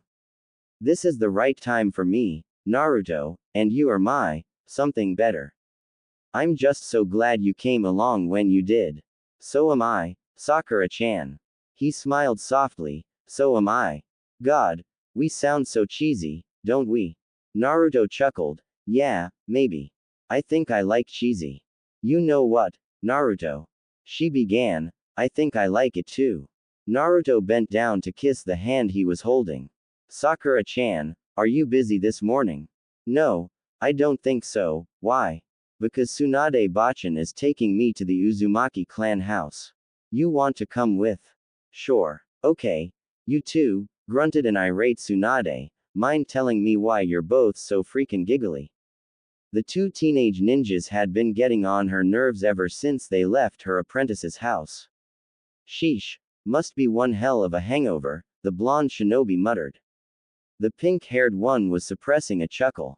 Stop it, Naruto, she said, show some respect. Yeah, okay, sorry, bachan. Out of the corner of her eye she could see Sakura give Naruto a light smack to the back of the head. In response, the boy stuck his tongue out at the girl, who sighed back at him. Overall, not an uncommon occurrence, but there was still something different about the situation. Something she couldn't put her finger on. If she wasn't so focused on her headache and other assorted gloom, she might have noticed that they were holding hands. Wow, Sakura said with awe at the view of the Uzumaki clan house. A single, 3-floor, red brick house with a pearly white tile roof stood in the middle of what looked to be a small fenced-in forest.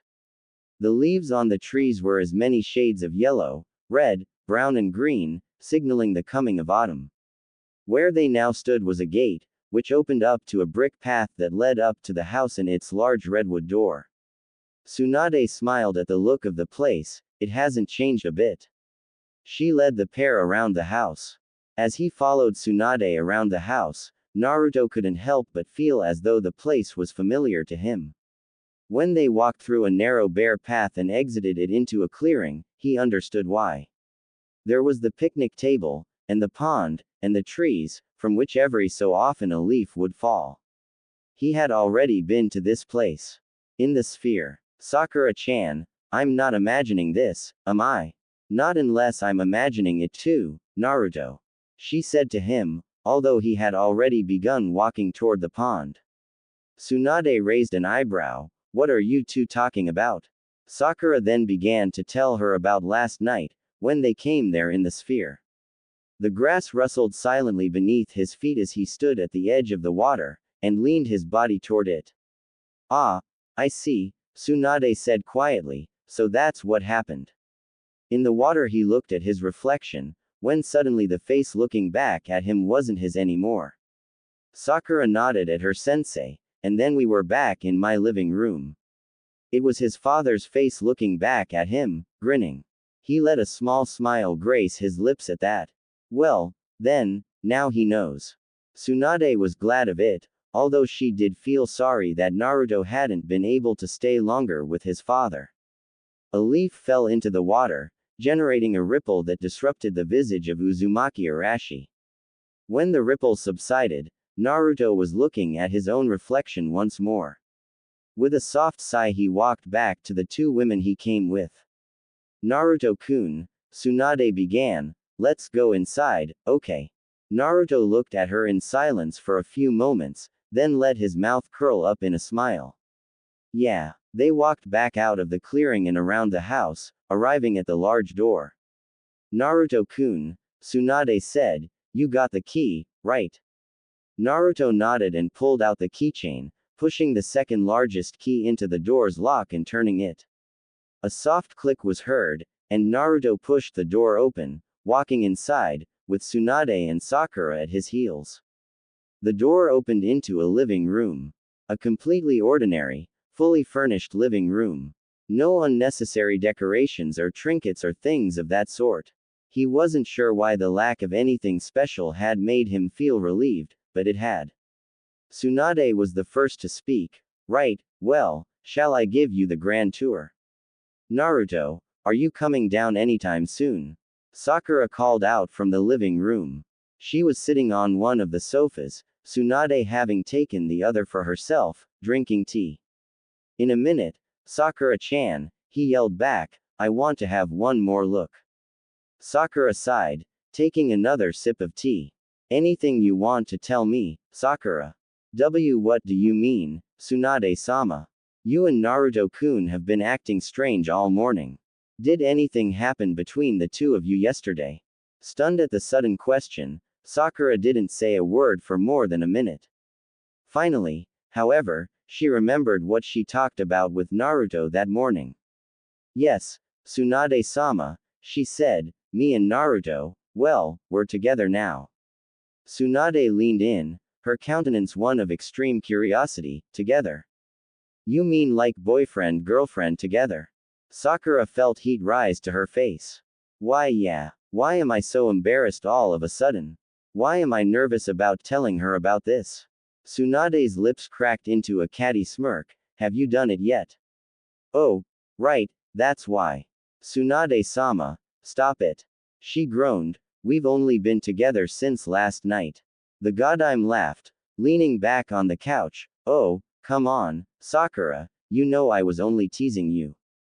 As her laughter subsided somewhat, she continued, so it finally happened, huh? What do you mean, finally? Naruto, he finally won you over. Tsunade smiled, It's been a long time coming. Yeah, I guess it has. The two kunoichi sat there in a pleasant silence, drinking their tea. Naruto had come down soon afterwards, sitting down next to Sakura. It was a few minutes later before anyone had spoken up. Tsunade Bachan, how did you know your way around here? Did you know my dad? The answer came not a second later, but not from Tsunade. Well, Jiraiya-sama was his sensei, Naruto, Sakura muttered, so obviously their paths would cross from time to time. Ero Sennin was my dad's sensei. He was answered by a nod from both women. Oh, right, when we went to bring Tsunade Bachan to Konoha, they talked about him. Another patch of silence fell upon them. Tsunade-sama, Sakura began again, can you answer a question? Shoot. Well, the Yondaime was, Naruto's father, right? So why did he get treated like he did? Why wasn't he treated better? Sakura-chan, Naruto smiled softly at her concern for him. Tsunade sighed, I can't tell you for sure. That sort of blind idiocy is something I don't think I'll ever be able to understand. But the first thing you need to know is that the records of Naruto's birth to the Uzumaki clan were sealed after Arashi-kun died, so the only people who knew he was the Yondaime's child were him, his wife, the Sandaime, Jiraiya and myself. But my name is Uzumaki. Naruto burst out. Yes, but to the people who didn't know the truth, you were just the demon kid who stole the Yondaime's last name after he stole his life. Like I said, idiocy beyond my understanding. But then, why didn't the Sandaime release the records of Naruto's birth? It would have helped make them understand, at the very least, wouldn't it? Maybe so, but that wasn't the only consideration. As Hokage, Arashi-kun had earned himself a lot of enemies in the other countries during the wars. If word had gotten out that the Yondaime had a child, and that he was living in Konoha, Naruto would have been in constant danger. Sarutobi-sensei figured that it was more important to keep him safe until he was old enough to take care of himself, than to let people know exactly who he was. Okay, Tsunade Bachan, I understand. But what do we do now? If I move into this house, the Yondaime's house, people are either going to ask questions that I don't think I can avoid answering for long, or otherwise think that not only did I steal his life and name, but now his house too. You have a point there, Naruto-kun. But it really isn't my decision to make. Then whose is it, Tsunade-sama? What to do with this, and whether to tell everyone or not, that decision is Naruto's. Silence followed once more. Do I have to give you an answer right now? Not at all, Naruto-kun. You take as long as you want. Okay, thanks. Naruto looked around the room, which was so immaculately clean he couldn't fathom the thought that for over 16 years, this house was pretty much abandoned. Man, Sandaime Gigi made sure this place was in tip-top shape, even after he died. Yeah, he wanted you to have a home to come to, whenever you found out about your father. Naruto chuckled. Yet another reason to thank the old fart.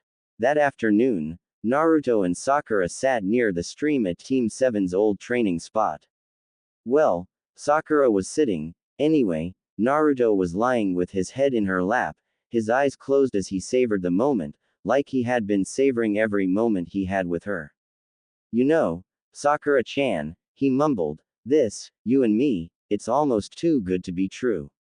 Sakura smiled down at him. Yeah, I know, she said, I never thought it could be this easy so soon.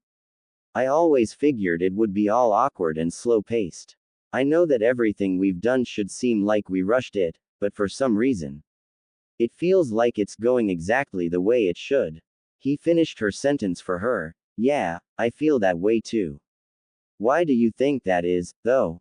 She asked. Why does it come so easily? He opened his eyes, and looked into hers. Well, I'm not sure, really. Maybe it's 'cause we've known each other for as long as we have. Maybe it's the fact that we trust each other as much as we do. For me, it might simply be because I've been in love with you for so long. Maybe it all makes it easier. Sakura pondered his words. Maybe. She leaned down to kiss him, her lips brushing softly against his. Ah, so Godime-sama wasn't lying, called out a voice suddenly, causing the two teens to nearly jump with surprise. About time, you guys. Kakashi-sensei. Naruto grinned broadly. What are you doing back? The mission ended up being much shorter than we thought, so I was able to come back today.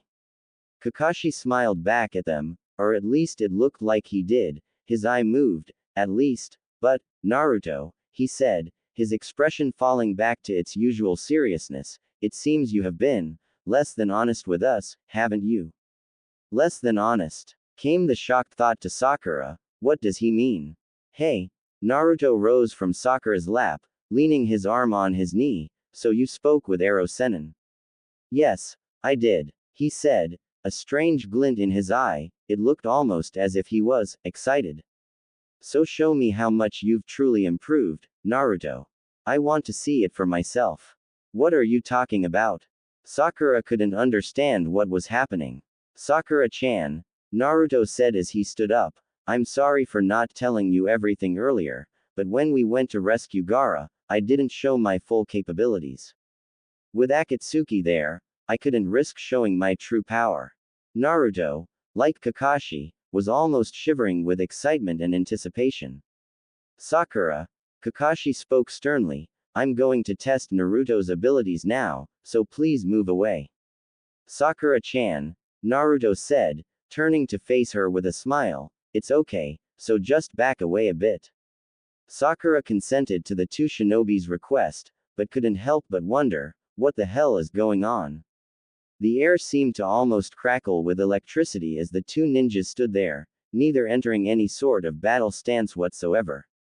It was about a minute after when Naruto spoke up, Nay, Kakashi, are you going to come at me or not? Although his outward appearance showed no sign of this, inside his own mind, Kakashi just gasped. Standing like that, and saying those words, Naruto looked so much like Arashi-sensei. Naruto gave a little laugh. Alright, then, and he vanished, appearing right in front of Kakashi not a second later. I'll start. He threw a punch at the silver-haired Junin, catching him in the gut. Sakura couldn't believe it. Naruto actually managed to hit Kakashi. How could he be so fast? Kakashi was thinking along the same lines as he quickly crouched down and turned in an attempt to sweep the blonde's feet from under him. He managed to do so, but wasn't able to prevent him from pulling his legs further up and thrusting his hands toward the ground to flip himself back onto his feet a few feet away from him. Impressive, Naruto. Please, Kakashi. Naruto rolled his eyes, we're both just getting warmed up. Kakashi chuckled, that we are. Naruto's hands ran through several seals. Kakashi remembered seeing this sequence of seals once before, but he couldn't seem to place it. Naruto crouched, ran one hand through the grass, and pulled out a handful of blades. Bokuso Senbon no Jutsu. Grass needles, he called out, and the blades of grass that hung limp in his hand a second ago thinned and hardened into sharp green Senbon needles, which he tossed in a scatter blast pattern akin to a shotgun blast, if you've ever seen one, at Kakashi. Kakashi swerved to the side as soon as Naruto threw the needles, certain he had dodged them. He hadn't seen Naruto form another seal as soon as he tossed the grass Senbons, however, Senbon Kage Bunshin no Jutsu. Needle Shadow Clone. Suddenly, the small group of needles had multiplied into several scatter blast patterns, and Kakashi was forced to gather chakra quickly into his legs and jump in order to avoid them. Naruto, amazing, thought Sakura as she saw him jump up after Kakashi, spinning to give the Junin a roundhouse kick to the ribs. Kakashi intercepted the kick with his forearm, and forced Naruto to spin around, before sending a thrust kick to his back. Naruto practically flew from the force of the kick, creating a small crater where his body hit the ground and raising a cloud of dirt. The cloud hadn't even begun to settle before a yell of, Sweden, Teppadama, water release, gunshot was heard, followed shortly by the emergence of 5 fist-sized globes of water flying from the cloud towards Kakashi. Still in midair, Kakashi somehow managed to dodge 4 of the projectiles, but was struck by the 5th. The impact threw the Junin flipping backwards, but he was able to get his feet to the ground and slid backwards along the ground. After less than 5 seconds, the two shinobi were moving again. Both were holding a kunai in each hand and were running straight towards each other, apparently intending to finish the so-called test in an armed taijutsu bout. Right before they clashed, Naruto jumped over Kakashi's head, turning in a half circle in midair and landed behind him with his left hand holding a kunai held in a reverse grip, the blade held toward the outside of arm, not the inside, at Kakashi's neck.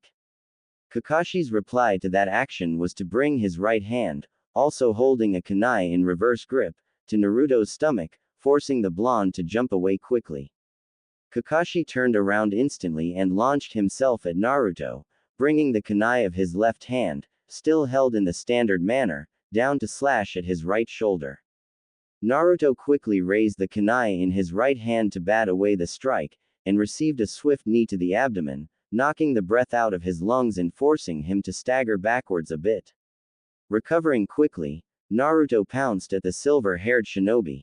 Kunai met kunai once more, and Naruto spun around, crouching, as though to sweep-kick Kakashi's feet from under him, but instead planted his fists, as he was still holding the kunai, in the ground when his back was to the junin and raised his legs up, nailing Kakashi in the jaw with a heel, before jumping back to his feet, his back now turned to his opponent. Kakashi staggered backwards slightly from the powerful, if unfamiliar, taijutsu technique. Not a moment later Naruto had jumped up, flipping backwards to land right behind him. As he was nearing the ground and Kakashi, Naruto grabbed his neck between his arm and torso, and put his knee at his back, so that when he landed, he was holding his former sensei in a way that bent him backwards in a very uncomfortable manner. "Alright, Naruto," Kakashi said, his breathing slightly labored, "I think that's enough." Naruto was also breathing slightly more heavily than normal. "Are you sure, Kakashi-sensei?" he asked. "You can break this hold, after all." "True," Kakashi nodded as best he could, "but you forget that Godime-sama has yet to clear me for full combat status." Naruto nodded his assent and released his sensei, gently pushing him upright with his knee. Both ninjas gave each other a respectful bow. It was then that Sakura came to them. "Alright, are you both done now?" As the pair nodded at her, she gave them a wide smile, and punched them both in the solar plexus, causing them to double back with pain. "Now don't you ever freak me out like that again," she yelled at them. "Got it?" Through their painful breathlessness, both men nodded profusely at her. "Yes, ma'am." "But, really, Naruto," Kakashi spoke as they walked through the streets of Konoha to Sakura's house, "I never thought you'd learn to use weapon shadow clones. That technique requires a lot of preparation to be made beforehand." "How do you mean, Kakashi-sensei?" Sakura asked. "I was never able to study about the Kage Bunshin techniques since they were labeled Kinjutsu, forbidden techniques." "Mind if I explain, Kakashi-sensei?" Naruto spoke, receiving a small nod. "Well, Sakura-chan, when you make a Kage Bunshin, you're really duplicating your body by infusing a temporary, manufactured shell with some of your chakra. In order to make a Kage Bunshin of an object, it has to be infused with chakra beforehand. Now, usually this means that the weapon you intend to duplicate has to contain seals that hold enough chakra to be used for bunshins. Oh, so you need to prepare special weapons for use with Kage Bunshin jutsus in advance." "Exactly, but there are some techniques, like the Bokuso Senbon or the Konoha Shuriken, leaf shuriken, that use chakra to turn normally harmless objects into weapons.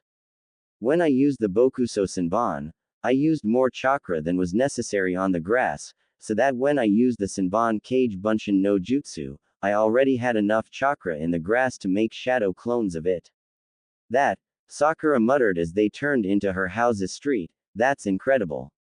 How could you get so good in only 2.5 years? Putting that precise amount of chakra into the grass is something that requires very good chakra control." "Well, first off, thanks for the compliment," he grinned at her, "and second, during those 2.5 years, I was training every single bit of myself. Chakra control was one of the things I had to work hardest on to get to what Ero Senin, who is a freaking slave driver, by the way, could call satisfactory. Right, Kakashi said, as they stood in front of Sakura's house. Well, I'm going to go home now, since I haven't showered since I got started on the road back here. Oh, one last thing, Naruto, the Chunin exams are starting in a week and a half, so I'd suggest you start getting prepared for it as soon as you can. Alright, Kakashi-sensei, he said, grinning, will do. With a wink, Kakashi jumped off and in the direction of his house. Sakura opened the door and walked in, Naruto following right behind her, closing the door behind him. Sakura-chan. Yeah, she said as she opened the refrigerator and pulled out a bottle of juice, which she set on the table. Look, I'm sorry about earlier, he said, coming behind her and wrapping his hands around her waist. I didn't intend to freak you out like I did, it's just that I've been itching to show off how much I've improved.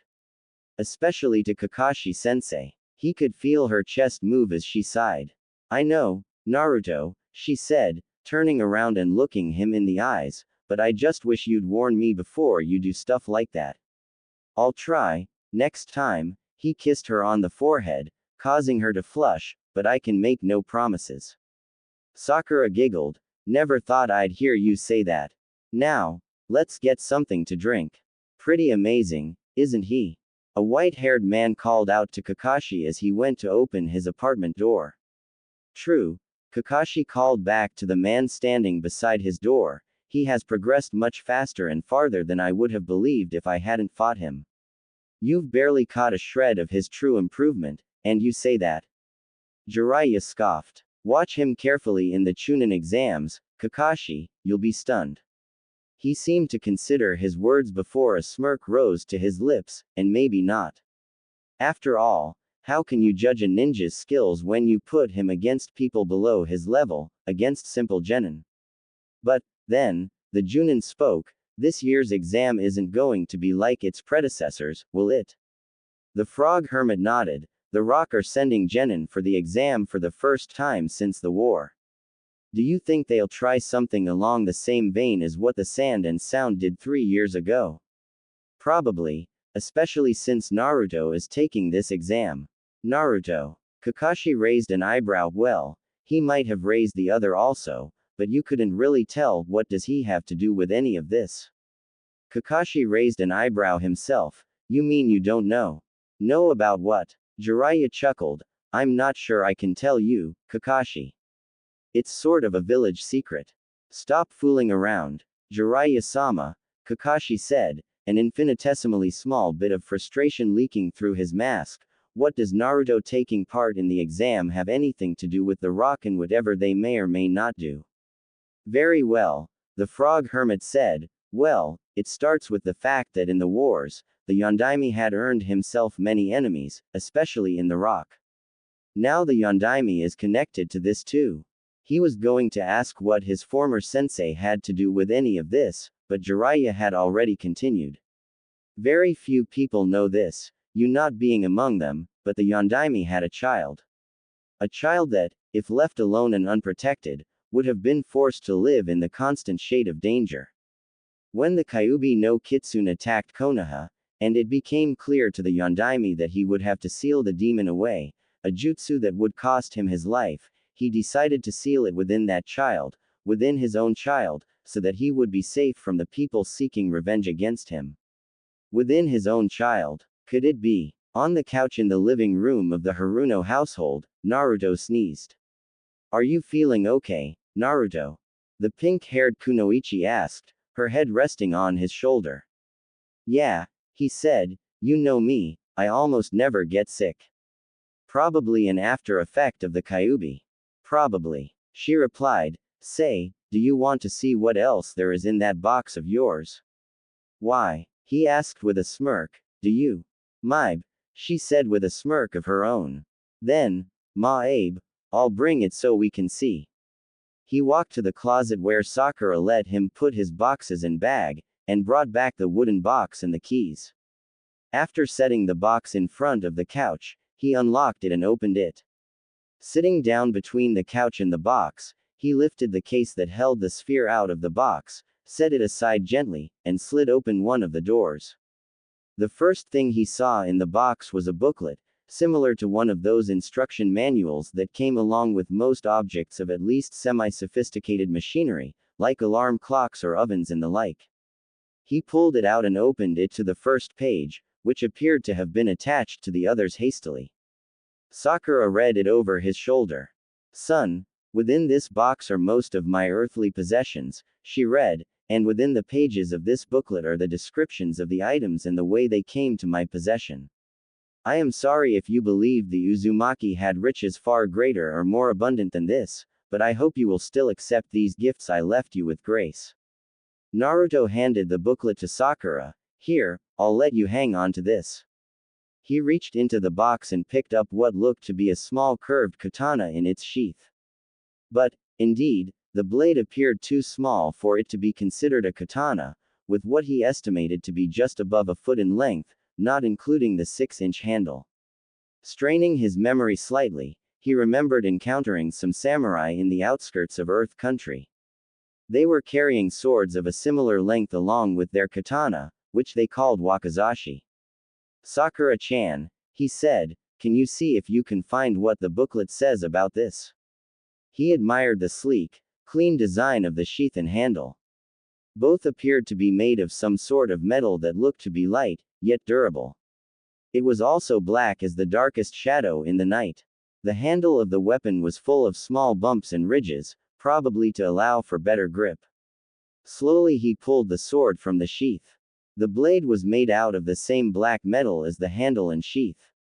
Naruto surveyed the edge of the blade, seeing that it seemed sharper than anything else he'd ever seen. "Here, found it," Sakura spoke, "Shoshi, also called Midnight or Blade of the Four Wounds. Before it came into my possession, this sword belonged to one of the elite samurai that were employed by the Earth Country during the wars. The man, Sesumaru, was the leader of a force meant to intercept one of our assassination groups before it was able to reach its target, one of Earth's most powerful generals. I was the leader of the assassination group, and the two of us clashed in one of the most memorable and challenging battles in my memory. Sesumaru handled his blade with a skill unmatched by any samurai I have ever encountered both prior to that day and after it. We battled for hours, continuing even long after my group had killed his soldiers. I asked him why he kept fighting when it was clear that he had lost the battle.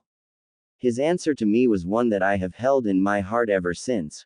When I came into my master's service, I swore to him that I will do anything in my power to protect him, even at the cost of my own life. I don't break my promises, nor do I go back on my word. That is my Bushido, my way of the warrior." Sakura smiled. "Sounds like someone I know." She continued reading. "When the battle was concluded, and he lay on the ground, dying, he gave me his sword, after he made me promise never to use it on people from Earth Country. That was, however, only my promise alone, and I am sure that whosoever receives this sword can wield it against any foe, Earth or otherwise, without fear to break the oath. This sword is special in two elements that separate it from any other sword I have come across. The first element is the metal that composes it. Midnight was forged from a very rare metal, called kurotetsu. In its raw form, the ore glints like black diamonds, and reflects light extensively. However, when worked like steel to manufacture weapons or armor, the resulting metal stops reflecting light almost entirely. Kurotetsu also has the trait of incredible lightness of weight combined with hardness and durability, which made it one of my favorite weapons. The second element is that within the sheath of Shoshi there is a small shard of steel that was engraved with a special seal that allows the wielder to mold chakra into it and extend the blade up to a maximum length of 70 centimeters, the size of a full katana. The chakra is then held by the seal in a continuous loop within the sword, keeping the blade at the length the wielder designated. In order to revert the blade's length back to normal, chakra must be molded into the sheath a second time. It should be noted that the durability and hardness of the blade do not decrease, and that its weight retains the same proportion to its length as in its wakizashi form. "Wow," Naruto said with obvious awe, "what an amazing story behind this weapon." And it sounds like this shoshi is pretty amazing too. Do you want to see if you can make it change its length? Naruto nodded and stood up. Holding the sword in one hand in front of him, he started to mold the chakra into his hand, and tried to push it into the sheath. Nothing happened. He tried again, and got the same result. I can't seem to make it work, Sakura-chan. Do you have any idea why? Sakura took a bit to ponder that. Well, the booklet says that you're supposed to mold the chakra into the seal, so maybe you're just missing it and molding it to some place that is only that black metal, and not the seal. Naruto frowned. How the hell am I supposed to find the place where the seal is? He tried looking at the sheath to see if there was any sort of indication for the seal's location. Nothing. Maybe there is a sign, but it's too small to see with the eye. Remembering a technique he learned in a Medi Nin's place in Thunder Country, he started molding chakra into his eyes. His intent was to enhance his sight in the same manner as a microscope, if a fair bit less effectively, but the result was something entirely different. All of a sudden, everything looked different. The world seemed to be colored differently than before. Surreally differently. He looked at the sword he was holding. A dull gray was flowing within its entire outline, except for one small bit, 2 inches from the blade, within the sheath, where white color was moving in the shape of an infinity sign placed within a circle. He looked down at his hands and arms to see that they seemed painted a moving, shifting blue. Every few seconds there would be a space between the flows of blue, and he could see moving, flowing red. Sakura-chan, this is really bizarre. He said, turning around to face her. What's making everything look so weird? Sakura had no idea what he was talking about, but when he turned to face her, she received a huge shock. Naruto, your eyes. His eyes weren't like normal, vibrant blue irises surrounding a pupil and surrounded by white. Instead, the entire eye was blue. A deep, deep blue that seemed to almost pull her in, before she shook her head out of it.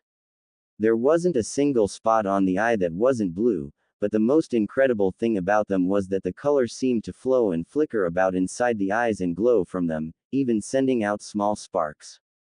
It was almost as if his eyes were set on fire, burning with a blue flame. A blue flame. The Aohigan. Naruto, she spoke, can you describe for me exactly what you're seeing? I guess so, he replied. Well, everything is colored weird, and it's not like a normal color, either. It looks like it's flowing, like some sort of liquid. When I look at myself I see a deep blue, and every so often, a bit of red. When I look at you, I also see blue, but it isn't as deep as mine, and there's no red. When I look at the sword, I see gray, and there's a white shape in the sheath. Sakura processed all that information. Okay, Naruto, I want you to try molding your chakra into the blade again, and this time aim for that white shape. Naruto nodded and did as instructed. When he pushed his chakra into the seal, he could actually see the chakra moving into it, even though it wasn't nearly enough to be normally visible. The chakra's color was bright blue, and he could see it flow into the symbol, changing its color to match the same blue of the chakra. The blade of the sword started to change, its length increasing to more than twice what it was a moment ago, and its color the same blue as the symbol as in the chakra he had pushed was. Sakura-chan, he mumbled, I think I'm seeing chakra flows. I think that this is the Aohigan. Yes, Naruto, I think so too. She said, now try pulling the chakra you have gathered in your eyes away from them. She saw him concentrating, and saw the blue seep away from his eyes, until the only blue in them was his irises. Wow, it worked. Naruto exclaimed, that was so cool. Sakura chuckled at her boyfriend's demeanor, baka. You mean that Naruto is, that Izarashi-sensei's child? Jiraiya nodded, why did you think his name is Uzumaki? And with how he looks, I didn't think it would have been so difficult to realize, especially for you, who was taught by Arashi-kun and taught Naruto. Didn't you ever suspect it? Of course I suspected it, Jiraiya-sama, Kakashi said, a hint of anger in his tone, but there was never any proof of it. The fact that he was named Uzumaki, Well, there was always this rumor going around Konoha that the Sandaime gave Naruto the same last name as Arashi-sensei had because he felt that since sealing the Kyuubi in Naruto was his last action for Konoha, Naruto was part of his legacy. And the irony of it is that it isn't completely wrong. The white-haired Sannin said, Naruto was and is part of Arashi-kun's legacy. And there are a lot of people that will want him dead because of it. That remark was followed by a dead silence. So, what is Godaime-sama planning to do about this? Well, we are going to need someone to watch Naruto's back. If the Rock decide to make a move on him during the Chunin exam, we'll need someone to be there to help him. Do you have anyone you want to recommend for the job? Kakashi didn't hesitate for a second. I'll do it. Are you sure, Kakashi? If you go to help him when it isn't necessary, you'll be running the risk of getting him disqualified. I know, and I'm sure. Kakashi's eye glinted with determination. If Naruto is Arashi-sensei's kid, it has to be me watching his back. I wouldn't trust anyone else to do the job right. Maybe you and Godaime-sama, but no one else. Good. Jiraiya said, holding out his hand, which the silver-haired Junin shook. Then I know the perfect way for you to be able to do that. Night had fallen on Konoha a few hours ago, but the two teenage ninjas taking residence at the Haruno household were only now getting to sleep. After the whole deal with Midnight and the Aohigan, they continued to rifle through the box for just a bit longer, finding a couple of interesting tools. The first was a quartet of identical green kunai. The booklet said that they were an alarm system used in outdoor locations. Planting the kunai in the ground in any quadrangular pattern creates a sort of invisible cage with 4 walls and a roof at 15 feet in the air.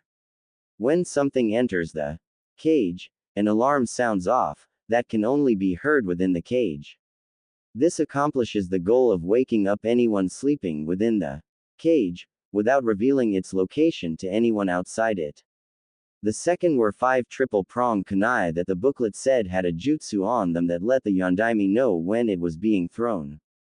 Another jutsu had been placed on the kunai beforehand also, one that allowed the yondaime to use the Hiraishin no jutsu, Flying Thunder God, to come to the kunai's location immediately. Upon closer inspection using the Aohigan intentionally, this time Naruto discovered a patch of blue chakra swirling in the gray chakra of the kunai. Somehow, this must have been the anchor his father used to teleport himself to the kunai's location, although he wasn't sure how it was done, or how he could duplicate the effect. After that, Naruto placed the kunai and Midnight back inside the box, closed the sliding door and put the sphere's case back inside, before locking the box and putting it back in the closet. They then ate dinner, and showered, separately, mind you. Now Sakura was lying in her queen-sized bed, which she had gotten a year and a half ago, when her parents finally agreed to enlarge her room. She spent 2 weeks sleeping on the living room couch while her room was being remodeled, but it was worth it. Looking out the window at the stars, Sakura thought back to everything that happened in just the last 48 hours. First, she gets a note from Naruto to meet him at Team 7's old training ground, where they talked and she first got to appreciate how incredible he really was. After that, she gets a visit from Ino, who tells her that she, Sakura, has a thing for Naruto. A meditation session later, she realized Ino was right, and she did have a thing for Naruto. Not 5 minutes afterwards, Naruto himself comes to her house and asks to spend the night. They discover that the yondaime is his father, and then she discovers that Naruto is in love with her, and both of them discover that she loves him too. The next day she goes to Naruto's house, which incidentally, is where she and Naruto met the yondaime in the sphere, and Naruto shows off some incredible skills against Kakashi, after which they come back to her house, find a black, length-shifting sword, Naruto's Aohigan and 2 sets of kunai his father used. It all seemed too much to have happened in just 2 days. Man, I hope things slow down a bit soon. Sakura-chan, Naruto said, tentatively poking his head into the room. Yeah, well, I just wanted to tell you that I'm done with the shower. I'm going to crash down on the couch in the living room. Good night. Good night, Naruto. she said, before an idea popped into her head. Oh, Naruto, hold on. Naruto poked his head into the room again. You wanted something, Sakura-chan. Yeah, Naruto, I did, she said, a sly smirk rising to her lips. I wanted to ask you if you wanted to spend the night here, instead of on the couch downstairs. What do you mean, like, I'll sleep here on the floor? Sakura groaned. No, here, in my bed, with me. What? Naruto was certain he hadn't heard correctly. Nothing perverted, baka, just sleep. She told him, cuddling at most. Are you sure about this, Sakura-chan? Yes, I'm sure. Now get in, will ya? Chuckling, Naruto got into the bed beside Sakura. He wasn't there for 5 seconds before Sakura had turned his chest into her personal pillow, and he reflexively wrapped his arm around her waist, though how such a reflex could be created from less than a day of being an actual couple, he didn't know. So, tomorrow, do you want to start moving things into your new house? No, he said, I don't think I'll be moving there anytime soon. Why? She asked. Don't you want to get settled into your new home? Not yet. I'm comfortable right where I am. Good, because I'm comfortable here too. Naruto smiled and bent his head to kiss her forehead. She followed up by moving up so that their faces were level and only inches apart. Good night, Naruto, she said, kissing his lips softly. He smirked into the kiss. I'll say. He was answered by an exasperated chuckle. Good night, Sakura-chan. Nope, Naruto was definitely not planning to move into his house tomorrow, or until Sakura's parents come back, for that matter. He wanted to spend as much of his time with her as he could. And besides, that house wasn't his home. Because home is where your heart is, and as cheesy as it sounded, his heart is where Sakura is.